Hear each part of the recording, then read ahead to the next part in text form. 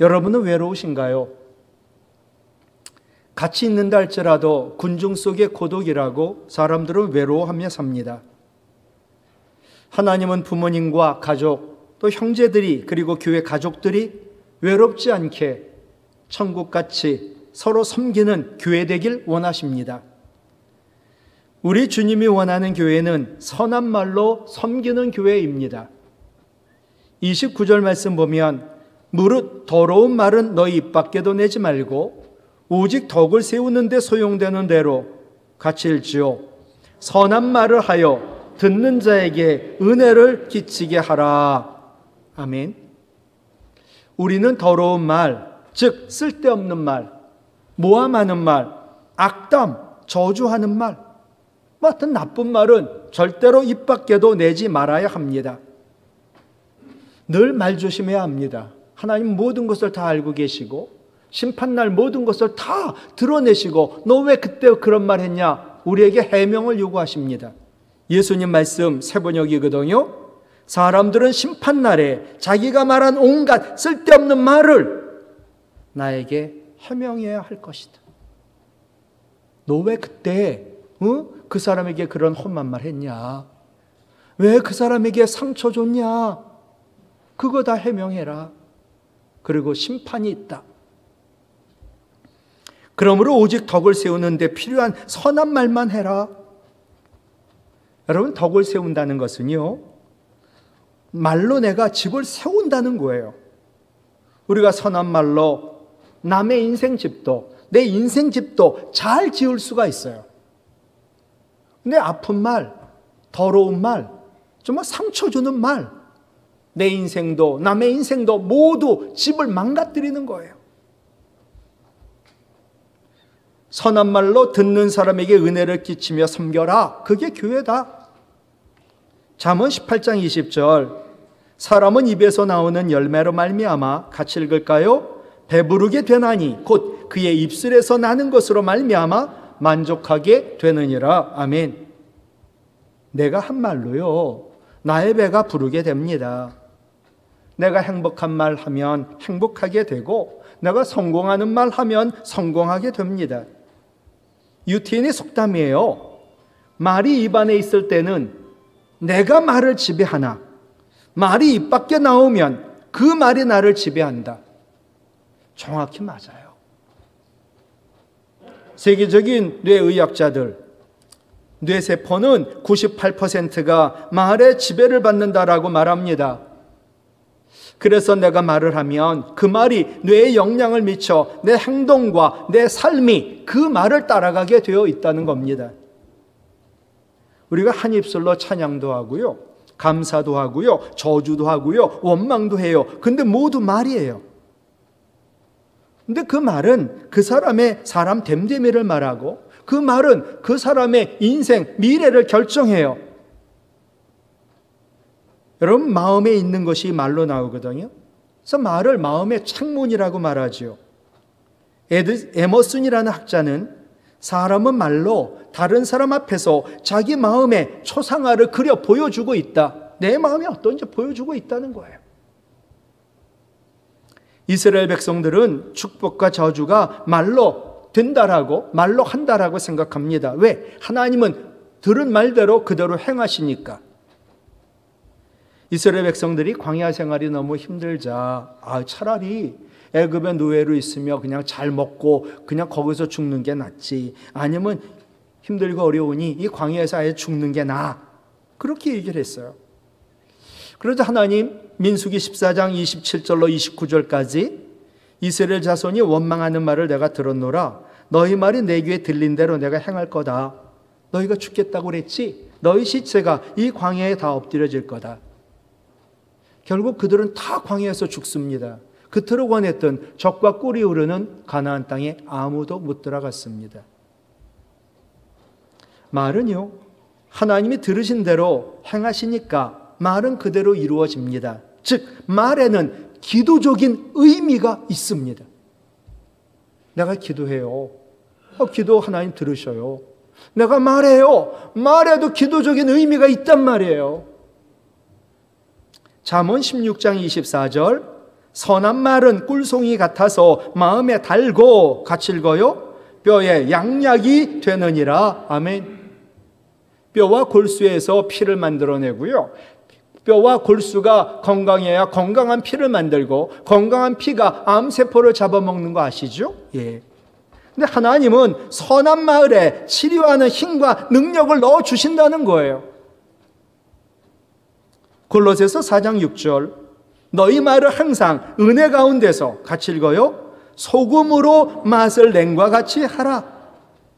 말을 해도요, 만나는, 살맛 나는 말만 하라는 거예요. 여러분, 뻣뻣한 배추에 소금을 뿌려요. 그럼 배추가 부드럽게 절여가지고 맛있는 김치가 되듯이, 교회 와서도 상대방 마음을 부드럽게 하는 선한 말을 하세요. 그런 사람은 하나님이 그 인생 복되게 하시고 그의 인생 날마다 살맛 나는 날을 주신다는 거예요. 여러분, 어렵고 힘들어도 내 인생이 늘 살맛 나는 날이에요. 그게 천국 같은 삶이 아닐까요? 그래서 그렇게 훌륭한 다윗도 시편 141편 3절에 여호와여, 내 입에 파수꾼을 세우시고 내 입술의 문을 지키소서라고 기도했어요. 우리도 하나님, 내 입에 파수꾼 세워주시고요, 내 입술의 문을 성령께서 지켜주셔서 선한 말만 하게 해주세요 라고 기도할 수 있기를 바랍니다. 그래서 늘 선한 말로 우리의 가족과 교회를 섬길 수 있기를 간절히 바랍니다. 두 번째로, 모두 상처받았는데 상처를 치유함으로 섬기는 교회가 되기를 우리 하나님 원하십니다. 30절에 보면 성령을 근심하게 하지 마. 그러기 위해서 성령이 거하시는 성전인 너희 우리는, 30절이에요, 모든 악독, 노함, 분냄, 떠드는 것, 비방하는 것, 모든 악을 함께 버려. 한마디로요, 우리 마음의 상한 감정을 버리라는 거예요. 내가 교회 와서 건강한 마음을 가져야 내가 다른 사람을 섬길 수 있거든요. 상한 감정을 버려라. 상한 감정은 마음의 상처 때문이거든요. 근데 마음의 상처는요, 마음의 상처를 주는 건 분노예요. 부모가 아무리 자식을 사랑한다 해도 자식에게 분노를 느끼게 할 수 있습니다. 저희 어머님이 저를 엄청 사랑하시는데 저에게 가르치세요. 근데 어떤 경우는 제가 봐도 아니에요. 그럼 제가 한마디 하잖아요? 그럼 말대답한다고 계속 제가 얘기했다가는 매를 맞았어요. 그러니까 우리 어머니도 상처가 있는 거죠. 시집 와서 우리 할머니에게 엄청난 시집살이로 귀가 잘 안 들릴 정도로 상처를 받았어요. 그 상처를 저에게 계속 쏟아붓는 거예요. 이 상처가 저희 집사람과 아들과 딸에게 이어지고 있어요.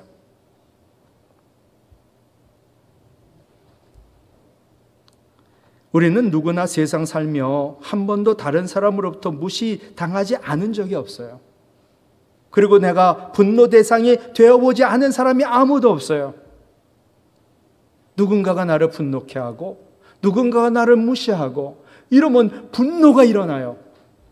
근데 그게 해결 안 되면 상처로 쌓이는 거예요.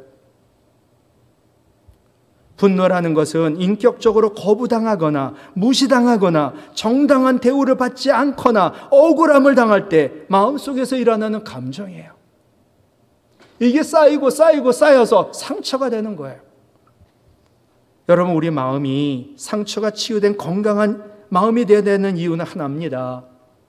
하나님이 주시는 가장 중요한 모든 복, 은혜, 평강, 모든 은사 모두 마음으로 받기 때문이에요. 그런데 이 분노의 감정, 이것은 인간이 죄로 인하여 하나님 앞에서 거부당한 존재로부터 시작이 되었어요. 사람이 죄를 짓고 나니까 하나님이 에덴 동산에서 내쫓고 일시적이지만 거절하셨거든요. 그러므로 분노의 감정, 그게 쌓인 마음의 상처는 하나님과의 바른 관계에서만 해결이 가능합니다. 시편 147편 3절, 상심한 자, 마음이 상한 자들을 고치시며 그들의 마음의 상처를 싸매시는도다. 누가? 하나님이. 우리가 하나님께 죄를 고백하고 마음의 상처를 주님 앞에 내놓고 치유를 위하여 기도할 때 치유의 하나님은 마음의 상처를 싸매어 고쳐주시고 우리에게 건강한 마음을 주시는 거지요.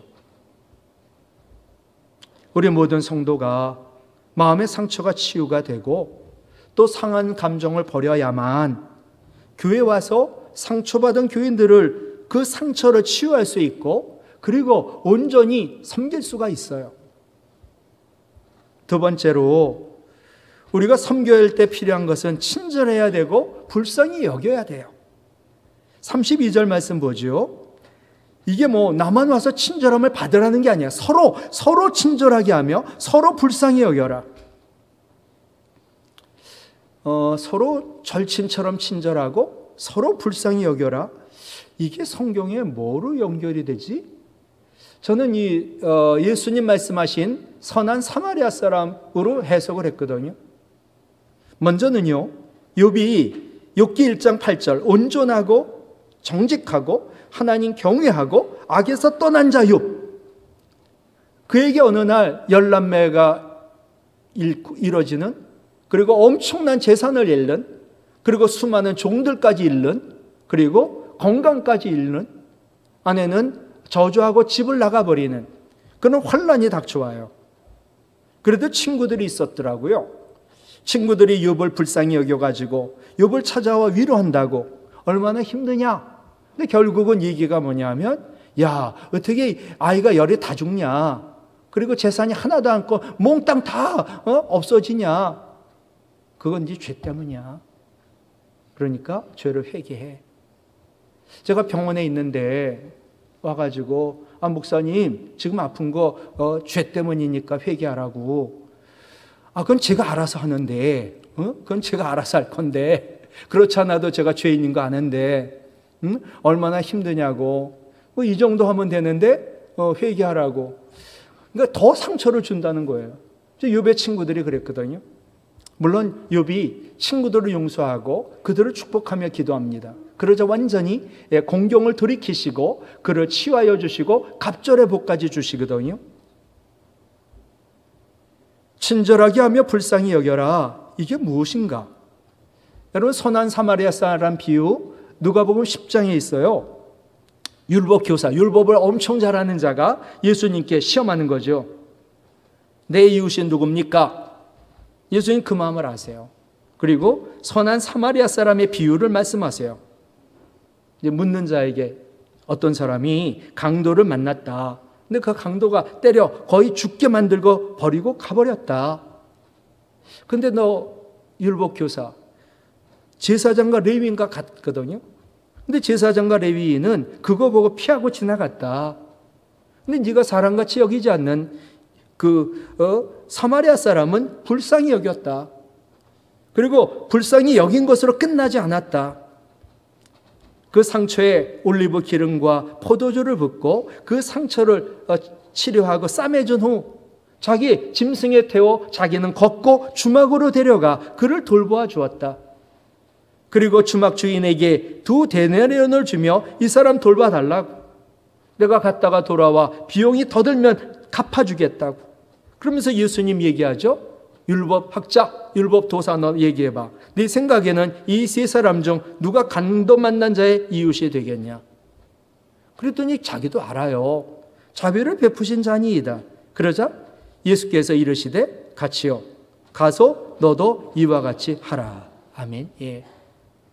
우리도 마찬가지죠. 우리도 가서 선한 이웃이 되어 서로 친절하고 서로 불쌍히 여기고 그에 합당한 행동을 해라. 여러분, 아픈 경험을 한 사람이 아픔 당한 사람을 알아요. 내가 아파봤으니까. 그를 불쌍히 여길 수 있고 그에게 친절할 수 있고 그를 돌볼 수 있는데 그 힘이 엄청난 줄 여러분 아셔요? 교회 오셨죠. 나도 아파봤고요. 상처 있어요. 그러니까 상처받은 우리 교인들 친절하게 불쌍히 여기는 좋은 이웃이 될 때 우리는 상처를 치유하고 섬길 수 있는 교회가 될 줄로 믿습니다. 또 어떻게 상한 상처를 가진 사람들을 우리가 섬길 수 있을까? 서로 용서해야 된다는 거예요. 32절 말씀 볼까요? 서로 용서하기를 같이요. 하나님이 그리스도 예수 안에서 너희를 용서하신가 같이 하라. 서로 용서하래요. 근데 하나님이 우리를 용서한 것처럼 하려는 거예요. 여러분 마태복음 18장에 보면 우리가 죄가 탕감받은 것을 1만 달란트라고 그랬어요. 1만 달란트가 얼마인지 아시죠? 1달란트가 6천 데나리온이에요. 1데나리온은 하루 1당이에요. 그러니까 1달란트는 6천일 일해야 받는 거예요. 그 6천일에 곱하기 만을 한 것을 우리가 진 빚이었거든요. 그걸 탕감해 줬어요. 난 도저히 몇백 년 살아도 못 갚아요. 너무 기뻐갖고 나오는데 나에게 빚진 자가 100데나리온 빚진 자가 있더라고요. 너 이놈 잘됐다. 너 빚을 갚아. 그렇지 않으면 너를 용서하지 못할 거야. 그랬더니 주인이 그걸 보고 야 내가 너한테 1만 달란트 탕감해 줬는데 겨우 100데나리온 가지고 용서를 못한다고? 얘기했죠. 1만 달란트하고 100데나리온은 몇 대 몇이라고 그랬죠? 60만 대 1이라고 그랬거든요.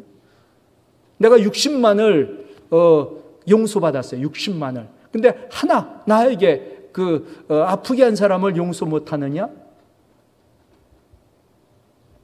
여러분 요셉의 형들이 아버지가 죽자 요셉을 찾아와 가지고 아버지 유언이라고 아버지도 얘기했다고 형들 죄를 용서하라고. 그러니 요셉이요 동생이지만 높은 분이니까 우리 죄를 용서해 달라고 이제 또 용서를 빌어요. 그런데 요셉이 다 용서했거든요. 뜨겁게 울어요. 너게 요셉이 자기를 판 형들을 용서할 수 있었을까? 성경의 해답이에요. 믿음이에요. 믿음. 첫째, 내가 하나님 대신할 수 없다는 믿음 때문이에요. 이어지는 창세기 50장 19절 형들이여 내가 하나님을 대신하리이까. 형들이 나쁜 거 잘못한 거 맞아. 그러나 난 하나님이 아니야. 그러니까 형들을 심판할 수 없어. 내가 할 수 있는 건 용서뿐이야. 심판은 하나님께 속한 것이야. 형들 내가 하나님 자리에 앉아 하나님처럼 하나님 대신 형들을 심판할 수 있겠어? 나는 절대로 형들을 심판할 수 없어. 심판은 난 하나님께 맡겨. 그리고 나는 형들을 용서할 거야. 얼마나 놀라운 신앙이에요. 또한 요셉은 하나님 섭리에 대한 믿음 때문에 용서했어요. 이어지는 창세기 50장 20절 당신들은 나를 해하려 하였으나 하나님은 그것을 선으로 바꾸사 오늘과 같이 많은 백성의 생명을 구원하게 하시려 하셨나니. 요셉이요 형들이 나를 팔아버린 것, 또 억울하게 감옥살이 한 것, 2년이나 더 썩은 것, 이 과거의 모든 일들이 우연한 일이 아니다. 하나님의 오묘한 구원 계획과 하나님의 선하신 섭리 속에서 이루어진 일이다. 이런 믿음이 요셉에게 있었어요. 그러니까 믿음의 사람이 용서할 수 있는 거죠. 우리에게도 요셉의 하나님 섭리에 대한 이해와 믿음이 있을 때 우리는 어떤 고난도 능히 이겨낼 수 있고 또 우리를 미워하고 상처 준 사람까지 사랑하고 용서할 수가 있지요. 여러분 이런 말 들어보셨나요? 죽음을 죽음으로 되갚을 순 없다. 어느 자가 우리 가족을 죽인 거예요. 내가 그 사람 죽였다고 내 마음의 상처가 문제가 해결되지 않아. 지금 죽음을 죽음으로 되갚을 수 없다라는 말을 누가 했냐면요. 그 살인범 유영철이라는 사람 기억나세요? 이 사람 손에 가족이 다 죽은 거예요. 아니 하나도 아니고 온 가족이 이 유영철 손에 죽었거든요. 모든 가족을 잃은 피해자 고종원 씨가 했던 말이에요. 우리 가족을 다 죽인 자, 저 한 놈 죽여. 내가 상처가 치유되고 문제가 해결될 수 있나? 그는 용서를 고통 속의 자유라고 말했어요. 너무나 고통스러워요. 가족을 다 잃었으니까. 근데 용서했어요. 그 고통 가운데 자유롭더라고요. 도저히 용서 못할 가해자를 용서한 것은 내가 살기 위한 것이다라고 이분이 말해요. 여러분, 가족을 잃은 피해자 보고 용서하라고 그 말 자체가 잔인하다는 생각이 듭니다. 그러나 용서하지 못하고 복수의 칼을 갈고 있는 동안 이 복수의 칼이 제일 먼저 베는 것은 나예요. 내가 용서하지 않으면 그 칼은, 복수의 칼은 계속해서 나를 찌르고 가르고 계속 나에게 상처 더 줄 거예요. 그럼 나는 어떡할까요? 제일 가까운 우리 가족, 아내, 남편, 부모, 자식들에게 계속 그 복수의 칼로 계속 그을 거예요.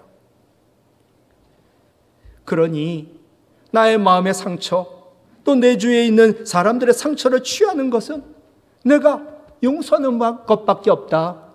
또 실제 얘기입니다. 남편이 딴 여자만 눈 맞아가지고 아내도 버리고 세 남매도 버리고 나갔어요. 서울에서 괜찮게 살던 분이거든요. 어렵고 힘드니까 벌써 몇 년 전이니까 안산으로 이사를 갔어요. 그런데 하나님 은혜죠. 전도받아 교인이 됐어요. 혼자 세 남매를 키워야 되니 모진 고생 다 해가며 세 남매 대학을 마쳤어요. 예수 믿고 전도받아 20년 교회에 섬겼어요. 얼마나 충성되게 섬겼는지 권사 직분까지 받았어요. 근데 그 인생이 너무 힘들어 50대 중반 이 권사님이 임종을 맡게 됐어요. 목사님 오셨죠. 이제 임종. 목사님 이분에 대한 이야기를 목사님 다 아시니까 목사님 남편 용서라고 하셨는데 나는 도저히 용서 안 됩니다. 엊그저께 그 남편 찾아왔습니다. 그러나 너도 인간이냐고 저주하며 내쫓았습니다. 그런데 목사님, 이제 목사님 뵙고 나니까 이제야 용서합니다. 이 말하고 이분이 숨을 거두셨어요. 목사님이 물었죠. 하나님, 왜 죄 지은 저 남편은 저토록 건강하고 형통한데 우리 권사님 억울하게 버림당한 권사님 왜 평생 고통당하다가 하늘나라 갔나요? 근데 목사님이 들은 하나님의 음성이에요. 고 목사야, 죄 지은 사람들 그들은 은혜를 모른다. 그래서 죄 지은 사람들의 죄보다 믿는 사람이 용서하지 못하는 죄가 더 커. 아까 얘기했던 것처럼 믿지 않는 자는 1만 달란트 탕감받은 은혜가 없어요. 근데 우리는 죄 가운데 구원받는 1만 달란트 탕감받은 은혜가 있어요. 근데 백단에련 빚진 자를 용서 못한 거예요. 그 죄가 더 커. 용서는 남을 위한 게 아니야. 너 자신을 위한 거야. 우리도 마찬가지예요. 믿음으로 우리가 서로 용서해야 상처받은 교인들의 상처를 치유할 수 있고 잘 섬길 수 있는 교회가 되는 거지요. 위대한 승리는 용서로 섬기는 것입니다. 용서로 섬기는 곳에 치유가 있고 회복이 있고 평안이 있고 기쁨이 있고 감격의 눈물과 구원과 행복과 자유함과 그곳에 하나님 나라 천국이 있는 거예요. 말씀 마칩니다. 우리 교회가 선한 말과 상처 치유로 상처를 치유하며 잘 섬기는 교회 되기를 주님의 이름으로 부탁을 드립니다.